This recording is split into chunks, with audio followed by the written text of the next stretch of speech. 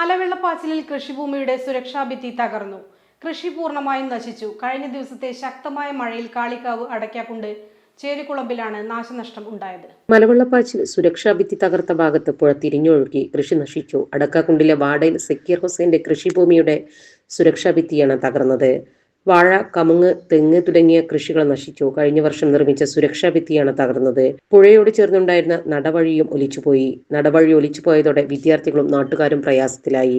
കൃഷി നശിച്ച സ്ഥലം കാളികാവ് കൃഷി ഓഫീസറും സംഘവും സന്ദർശിച്ചു.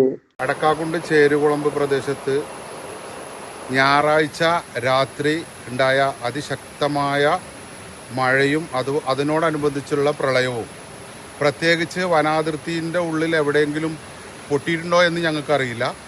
പക്ഷേ ഇവിടെ സംബന്ധിച്ചിടത്തോളം 2018-ലും 2019-നെ അപേക്ഷിച്ച് അതിലേറെ ഒരു വലിയ വെള്ളപ്പൊക്കമാണ് ഇവിടെ ഉണ്ടായത്. ഈ പ്രദേശത്ത് വളരെ പാവപ്പെട്ടവർ തിങ്ങി താമസിക്കുന്ന ഒരു പ്രദേശമാണ്. അന്ന് രാത്രി ഈ പ്രദേശത്തുള്ള ആളുകൾ ആരും തന്നെ ഉറങ്ങിയിട്ടില്ല. അത് മാത്രവുമല്ല, ഈ പ്രദേശത്ത് ഈ പുഴയ്ക്ക് ചാരി, ഈ ചെറിയ മലയിൽ നിന്ന് വരുന്ന പുഴയ്ക്ക് ചാരി താമസിക്കുന്ന ആളുകളൊക്കെ വളരെ ഭീതിയിലാണ് ഇപ്പോൾ കഴിയുന്നത്. Sahara golden diamonds, Kottappadi, Malappuram. Phone 9744 912 916.